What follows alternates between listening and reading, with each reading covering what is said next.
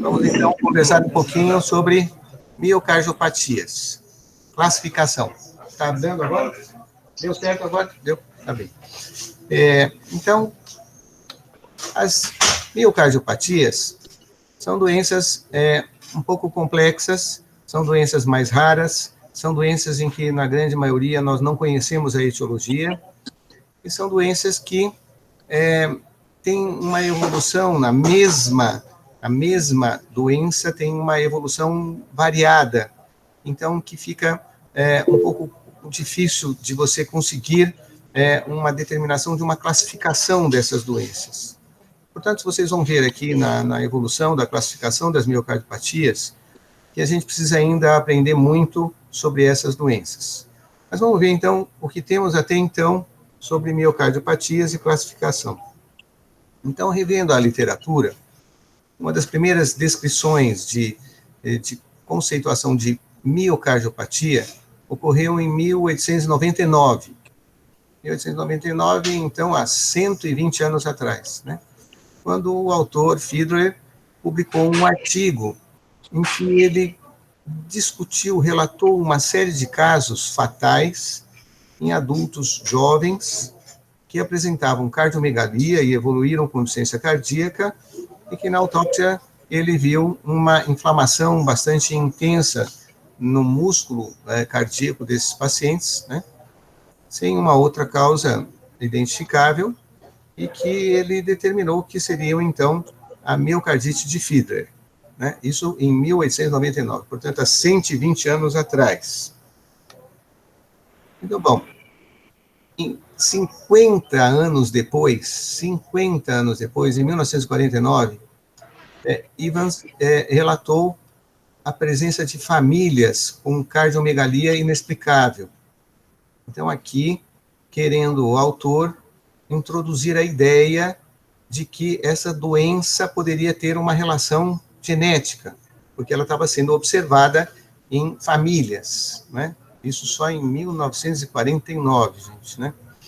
Em 1957, então, um outro autor, Bridgen, utilizou o termo cardiomiopatia para cardiopatias de etiologia não coronarianas, né?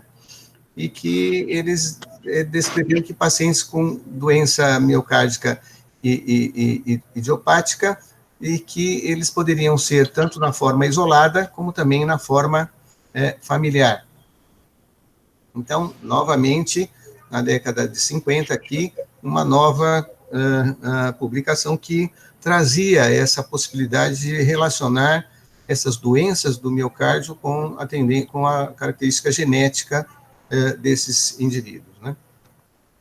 Bom, com esses trabalhos sendo apresentados, então se tornou necessário, na época, uma classificação, uma determinação da existência de miocardiopatias.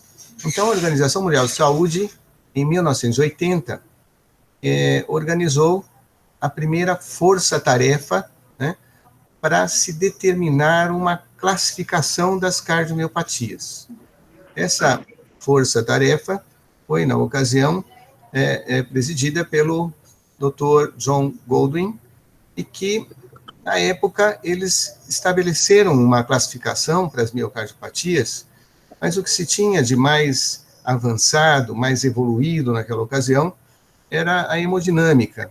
Então, determinaram uma classificação para miocardiopatias com muito em base de dados hemodinâmicos, né? E com isso, essa classificação ela não ficou tão bem aceita, ela não foi muito bem utilizada. Então, foi uma classificação que ficou fraca, né, para conseguir englobar as miocardiopatias. Bom, isso em 1980, então estamos falando há 40 anos atrás, né?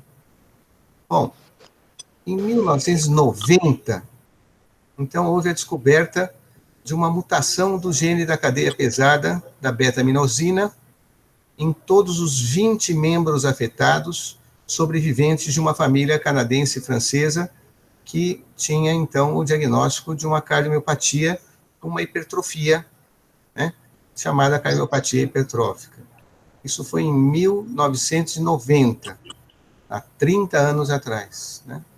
E nesta década, houve, então, o reconhecimento de que genes que causam cardiomiopatia hipertrófica e também poderiam estar também relacionados com genes com cardiomiopatia dilatada também.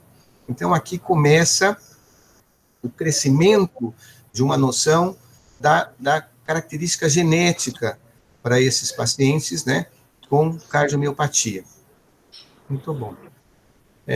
Então, assim, o advento da descoberta do envolvimento genético para as miocardiopatias, muitas, então, já não eram mais consideradas idiopáticas, né, e sim, agora, uma cardiomiopatia com características genéticas, né.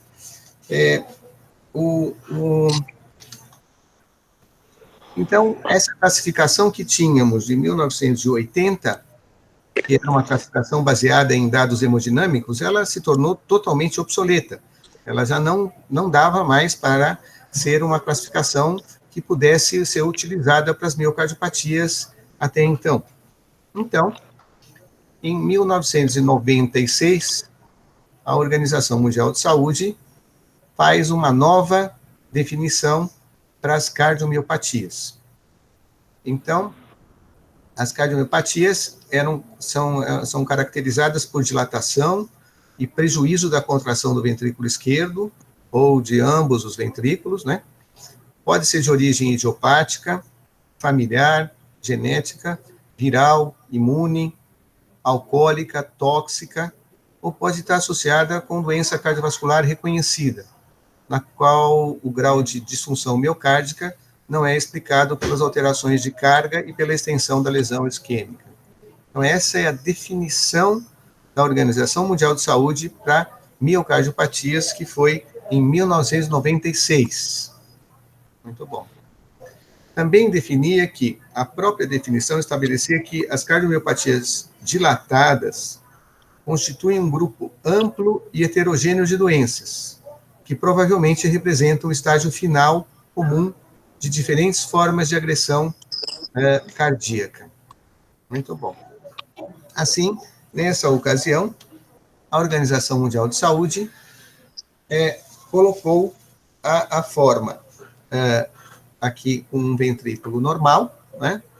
Então, com diâmetros normais, espessura do miocárdio normal, átrios normais e tal, e a gente teria, então, a forma da cardiomiopatia dilatada, né, em que eu tenho um aumento da espessura dos diâmetros do ventrículo, a espessura ela pode estar normal ou diminuída, com ventrículos com diâmetros aumentados, né. Eu tenho, então, a cardiopatia hipertrófica, na qual eu tenho uma hipertrofia que pode ser concêntrica ou assimétrica, né, e poupando aqui, na maioria dos casos, o diâmetro dos ventrículos, né, e a função ventricular sistólica, levando na maioria dos casos, a uma disfunção diastólica, e eu tenho a forma restritiva, a qual eu tenho, na maioria dos casos, o diâmetro dos ventrículos conservados, mas um aumento da espessura da parede dos ventrículos, né, não necessariamente por hipertrofia, mas sim por doenças infiltrativas, por doenças outras que aumentem a espessura desse ventrículo e que fazem com que eu tenha um comprometimento variável, mas fundamental da função diastólica e também da função sistólica desses pacientes, levando sim a um déficit de complacência ventricular. Esse grupo também evolui com átrios grandes, né, e com o ventrículo com esse aumento de espessura. Muito bom. Então, essas eram as três formas clássicas apresentadas nessa classificação de 1996, né, e que, então, ficou aqui. Eu tenho para miocardiopatias a forma dilatada, hipertrófica, restritiva. Em 1977, alguns autores descreveram no tratamento de pacientes, tratamento cirúrgico de pacientes com taquicardia ventricular sustentada, perceberam que esses pacientes eles eram pacientes que tinham no anatomopatológico, alteração na estrutura do coração com infiltração gordurosa nas células do músculo cardíaco, no ventrículo, fundamentalmente no ventrículo direito. Então, se tinha essa determinação dessa cardiomiopatia que ficou fora do dilatado hipertrófico restritivo e ficou aqui com uma displasia reticogênica do ventrículo direito como uma quarta opção para classificar as miocardiopatias. Né? Essa é uma classificação de 1996, que foi muito usada e que a gente usa até hoje. Mas novidades vieram à frente. Porque vamos pensar um pouquinho. Em 1990, então essa classificação da Organização Mundial de Saúde é 96. Em 1990, alguns autores como Shin, Jenny, conseguiram classificar e determinar, por exemplo, uma cardiomiopatia em que apresentava uma parte do ventrículo com uma não compactação ventricular.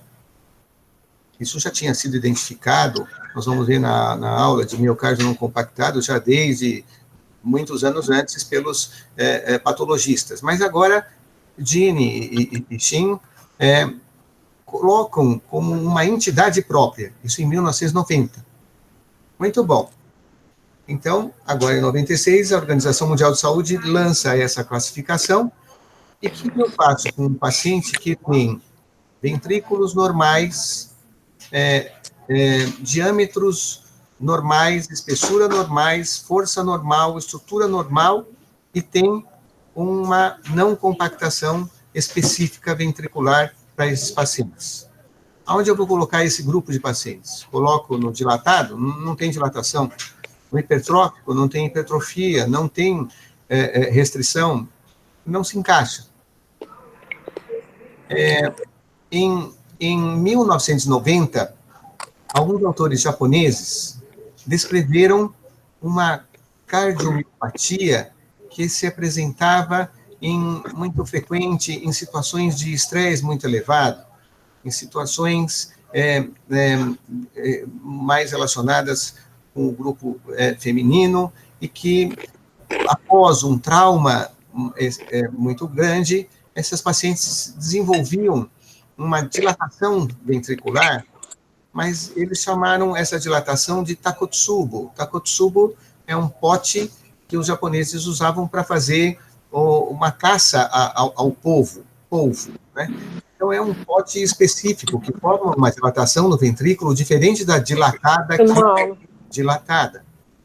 Jura que você gostou desse coisa? Você não acha que isso aqui passou do limite, não? Ó, vou dizer só uma coisa aqui. Alguém acho que entrou aí e está falando. Quando eu falar com ela, você não se mete, não, tá? Isso está ressecado pra caralho. Falei para ela. Eu tô falando para ela, não se mete. Você sempre faz isso. Tá ressecado, duro, horrível. Ponto. Só um instantinho, estamos vendo o que está acontecendo.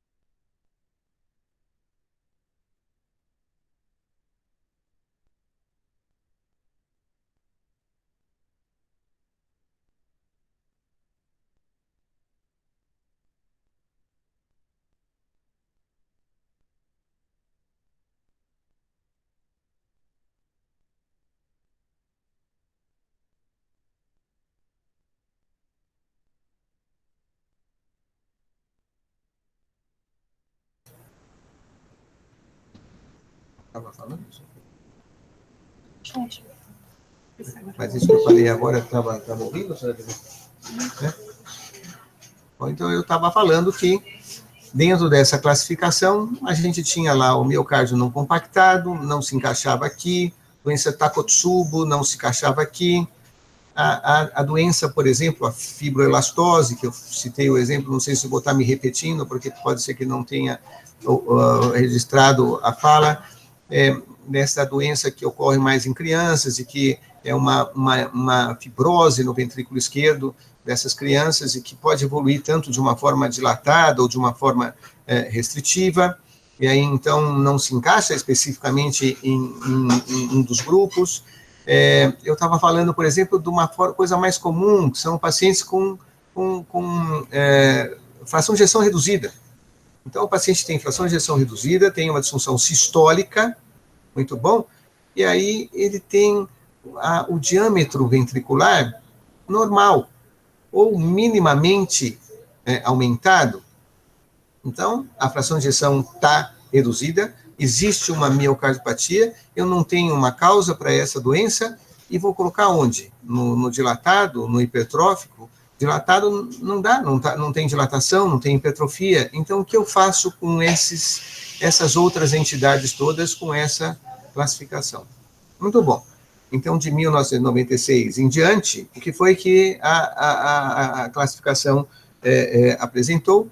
Apresentou, então, um novo item chamado outras, e aí, então, vamos lá no outras, olha lá. Outras foi disfunção sistólica com dilatação mínima, acabei de falar. Doença mitocondrial, fibroelastose, Takotsubo, miocárdio não compactado, taquicardiomiopatia, e assim outras. Portanto, essa classificação de 1996, ela já estava deixando bastante claro de que ela era insuficiente, porque ela não conseguia abranger todas as cardiomiopatias. E conforme a ciência evoluía e as novas miocardiopatias, formas de agressão ao músculo do coração se apresentavam, não dava para encaixar no dilatado hipertrófico restritivo, e eu estou aumentando muito outras. Muito bom. Com esse panorama, evidentemente que precisamos tentar outras alternativas para melhorar a classificação das miocardiopatias. Assim, em 2006, os americanos, então, tentaram uma nova classificação. Então, vamos ver qual a proposta dos americanos para essa classificação. Eles definiram que as cardiomiopatias compõem um grupo heterogêneo de doenças do miocárdio, associadas com disfunção mecânica e ou elétrica. Tudo bem. Essa disfunção é acompanhada frequentemente, mas não invariavelmente, de dilatação e hipertrofia ventriculares inapropriadas. Tá bom, essa definição tá legal, vamos em frente. As cardiomiopatias apresentam causas variadas, frequentemente genéticas, e podem ser confinadas ao coração ou se apresentar como parte de doenças sistêmicas. Levam à morte cardiovascular ou incapacidade física devido a AIC progressivo. Muito bom. Então, assim, os americanos trazem uma classificação, no meu ponto de vista, um pouco radical. Mudaram bastante em relação à comparação da classificação de 1996. Então, eles vão, assim, propõem a definição que nós temos, classificação das miocardiopatias primárias e secundárias. Quem são as miocardiopatias primárias? Primárias são aquelas que incluem as poucas doenças que afetam exclusivamente ou predominantemente o miocárdio. Bom, essas daí, elas podem ser genéticas, elas podem ter alguns que são genética, mas nem todos genéticas, então são mistas, e podem ser adquiridas. Então, as primárias foram divididas em genéticas, mistas e adquiridas. Muito bom. Mas elas, por definição, são aquelas que afetam exclusivamente ou predominantemente o miocárdio. Quem são as secundárias? As secundárias são aquelas que afetam o músculo cardíaco como parte de um grande número de doenças sistêmicas, né? Por vezes o envolvimento cardíaco predomina, mas não está só confinado a esse órgão. Muito legal. Então, a classificação da americana também, ela exclui as alterações miocárdicas associadas a outras doenças cardíacas, né? Então, doença valvar, hipertensão, doença congênita, doença isquêmica, não tem nada a ver com miocardiopatia. Esse é um conceito que tem que ficar bastante bem estabelecido, né? Então, aqui nós estamos falando de miocardiopatias, e não de doenças secundárias, doença do coração secundária a um problema de hipertensão, a um problema valvar, ou um problema de insuficiência coronariana, ou a um problema de doença congênita, tá bom? Então, isso está excluído. Então, tem que tomar muito cuidado com o tema, com o termo miocardiopatia isquêmica, miocardiopatia hipertensiva, miocardiopatia valvar, isso não existe, não é? Então, eu tenho doença cardíaca da hipertensão, doença cardíaca valvar, ou então direto, estenose mitral, estenose aórtica, insuficiência mitral, insuficiência aórtica, e assim por diante, né? E insuficiência coronariana, ou doença isquêmica do coração, né? Muito bom. Bom, então vamos ver nesse slide. Esse é um slide que eu considero importante, e que traduz o que eu usei como um termo pessoal, minha definição, de muito radical a classificação americana. Porque olha aqui, olha. Vamos então apresentar quem são as miocardiopatias primárias. As primárias, então, a gente tem a descrição lá, genética, mista e adquirida. Tá bom. Quem é a primária genética?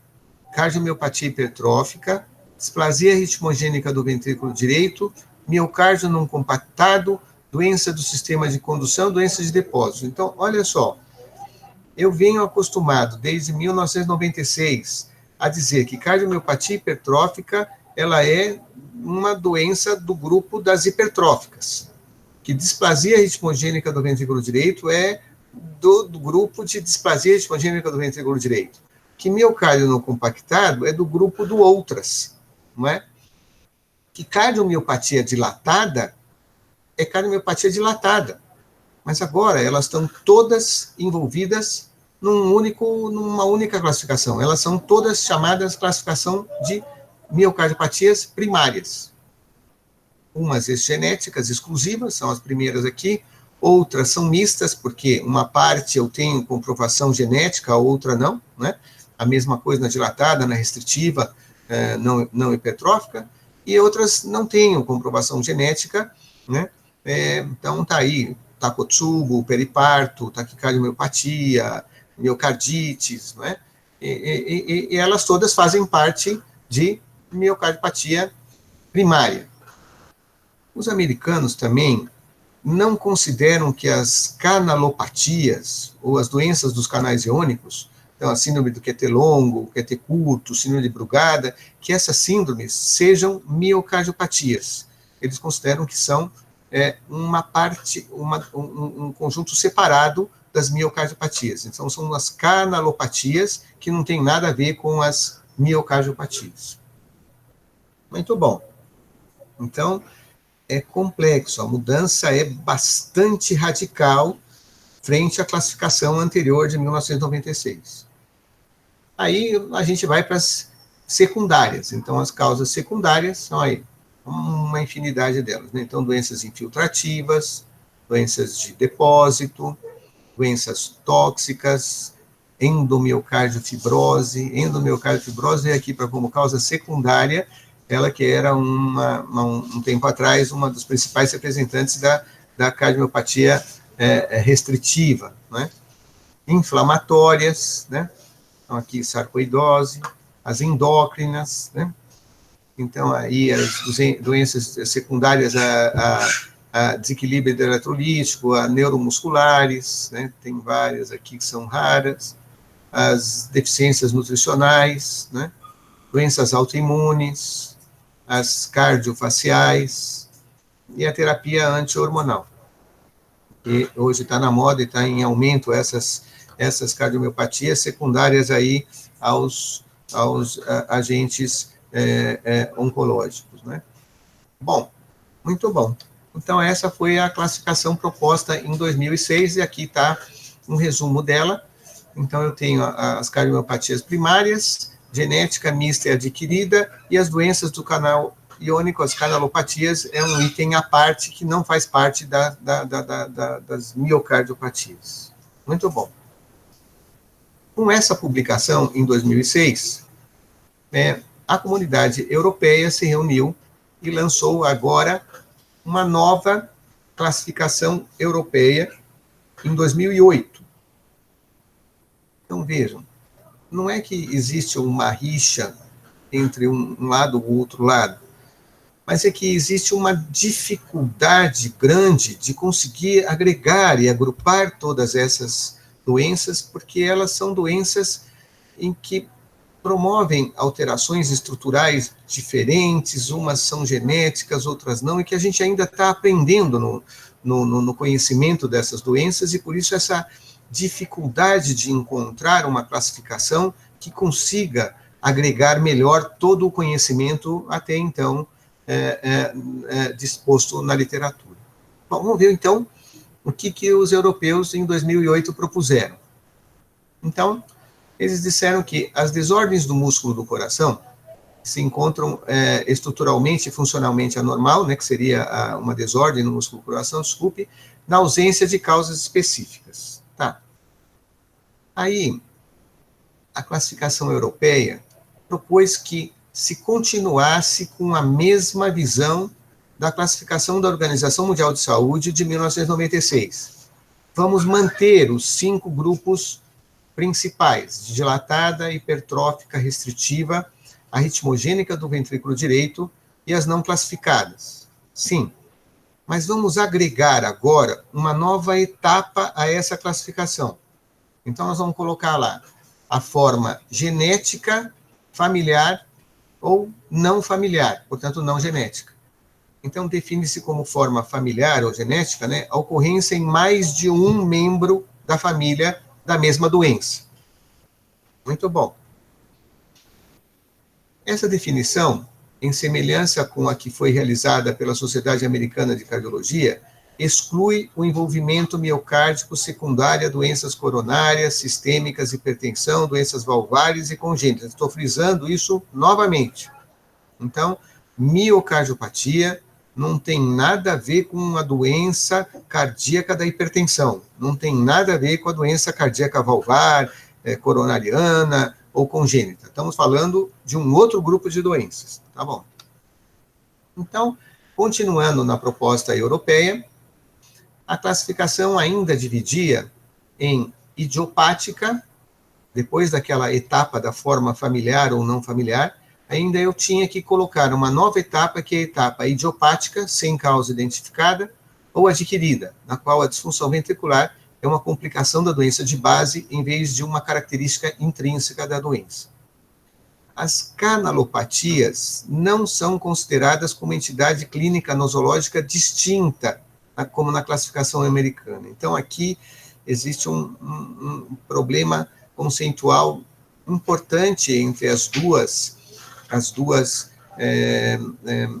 visões, né, europeia e a americana. Os americanos acham que canalopatia não é miocardiopatia, e os europeus consideram que canalopatia é dentro do contexto de miocardiopatia.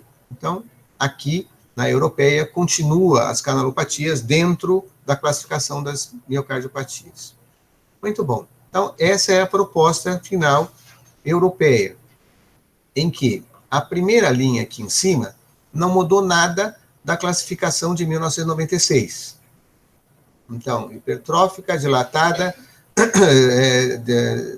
displasia ritmogênica do ventrículo direito, restritiva e não classificadas. Tá bom. Aí eu vou fazer a pergunta: tem a forma genética, tem outros componentes na família que tenham a mesma doença ou não? Está feita a pergunta aqui. Eu consigo responder a pergunta?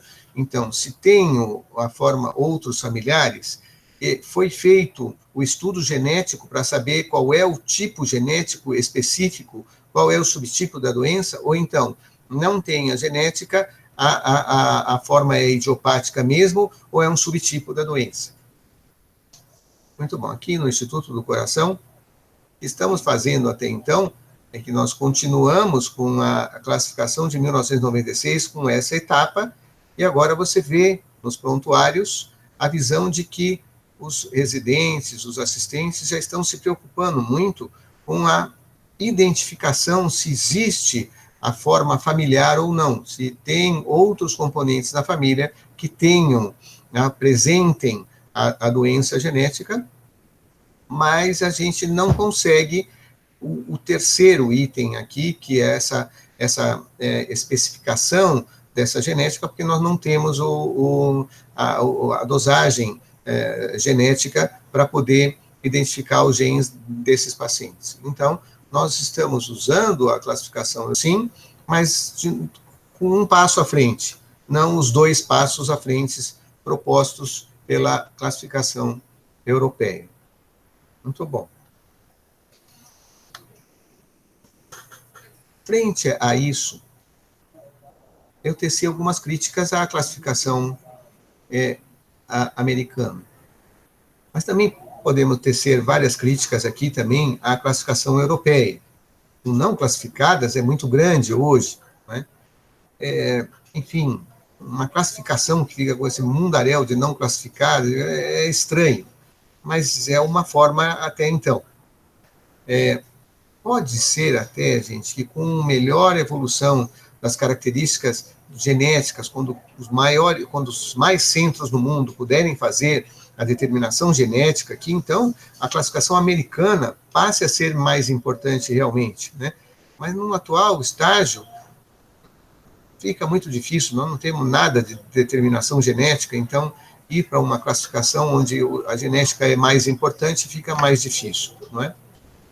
Bom, frente a tudo isso, com todas essas dúvidas, em 2014, então, um grupo liderado pela própria Organização Mundial de Saúde propõe agora uma nova classificação para as miocardiopatias. Então, essa classificação, que foi proposta em 2014, ela foi determinada a classificação de Moses. O que falam os autores, então? Então, através dessas 5 letrinhas, nós vamos, então, determinar 5 partes importantes das miocardiopatias. Então, o M significa anormalidades estruturais e funcionais, fenótipo e morfofuncional.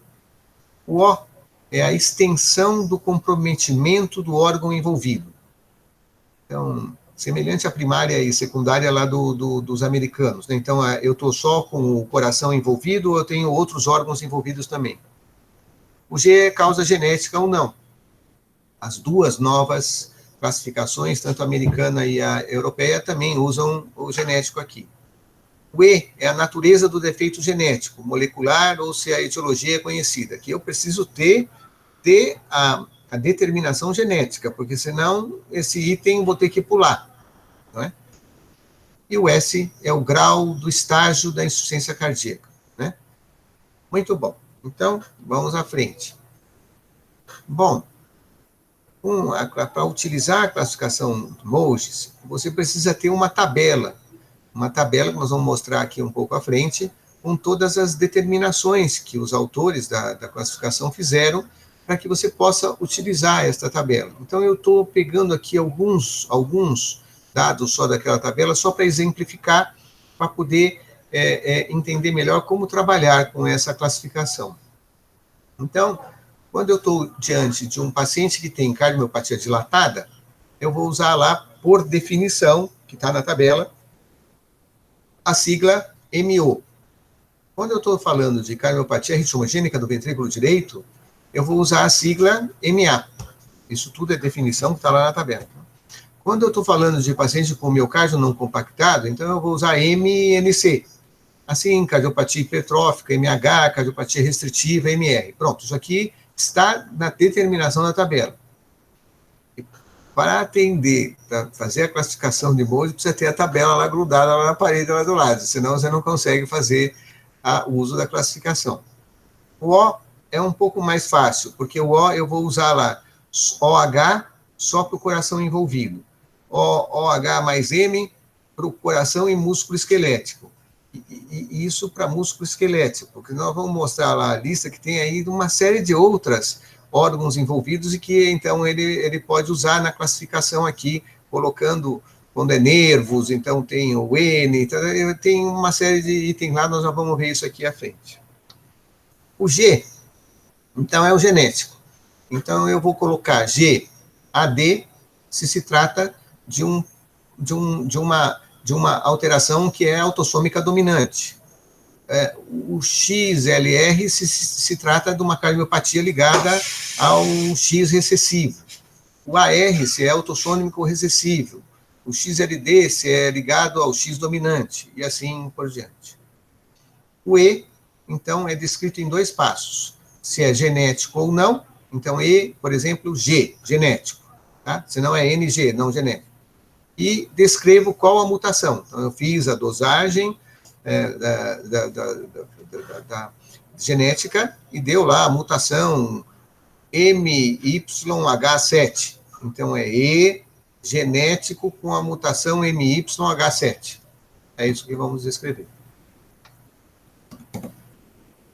Continuando com o E, quando é não genética, então eu tenho que descrever qual é a causa. Então, por exemplo, EV, então é viral. Né? EX, que é X? EV é viral. Se for viral, eu tenho que escrever qual é o tipo do vírus. Então, Coxsackie B3, então é CB3. Então, é EVCB3. Sim? E aí, se for EM, é miocardite, EAI é autoimune, EA é amiloidose, e assim tem lá na tabela uma série de outras opções. Não é? E o estado funcional da insuficiência cardíaca, então eu tenho o estágio AAD, de ICC, e a classe funcional de 1 a 4, né, de ICC também. Então eu tenho lá o S, que vai ser A, por exemplo, 1. Né? Então, estágio A, classe funcional 1. Muito bom. Com isso, está aqui a tabela, que a gente tem que ter a tabela do lado, né, para poder usar e classificar o paciente, né? Então, essa coluna é a coluna do M, é a coluna do O, a coluna do G, do E e do S, né?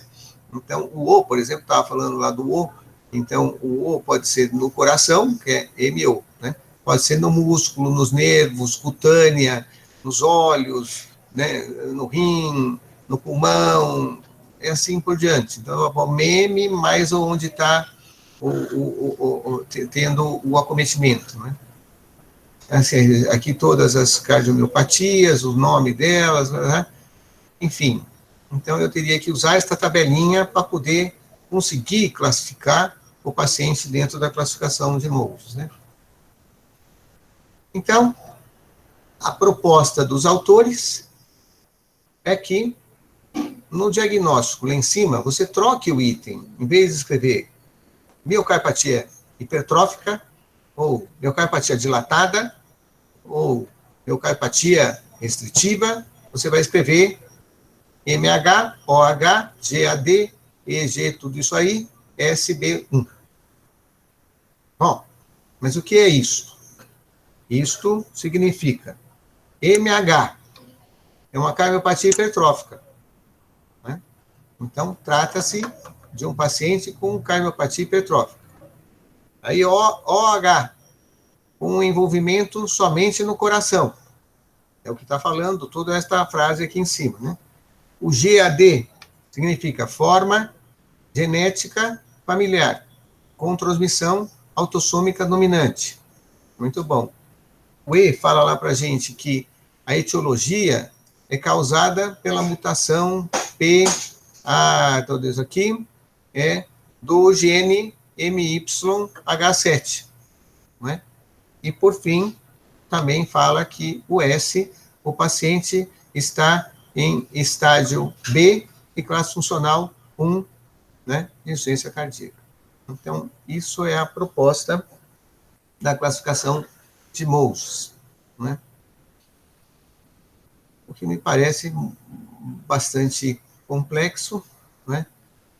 Nós não temos utilizado essa classificação aqui no INCOR, também não poderíamos, porque o E a gente não tem como usar, o G também mais ou menos, e é uma mudança também muito, muito radical. Aqui, levando em consideração os autores, as características genéticas, agregando as características genéticas, morfológicas, se a doença está só no coração, ou se a doença está em outras partes do organismo, qual é o estágio funcional do paciente naquele momento. Tá bem, eu tenho uma complexidade maior de informações, mas é uma tabela muito complexa e que funcionaria talvez bem só num subgrupo que só lidasse com cardiomiopatia, né? Para um médico cardiologista geral, se você me apresenta esta frase aqui, ou esse diagnóstico aqui, fica difícil, talvez, a compreensão, né? Então, todas as três classificações, elas têm críticas, né? As críticas advêm porque as doenças miocárdicas são complexas. Nós precisamos ainda de novos métodos para conhecer melhor esse intrínseco desse miocárdio e para poder conseguir subdividir melhor essas doenças, né? E seguramente outras classificações devem vir à frente até que a gente consiga ter uma melhor compreensão dessas doenças como um todo. Então, a classificação hoje da Organização Mundial de Saúde de 1996, agregada aos conhecimentos da classificação europeia, é o que a gente está usando mais hoje, né, no ambulatório de miocardiopatias do Instituto do Coração, e incompleta, porque não temos ainda a participação da dosagem genética para poder ajudar a melhor selecionar esses pacientes. Muito obrigado, então, pela presença de todos. Era isso que eu tinha, então, para conversar.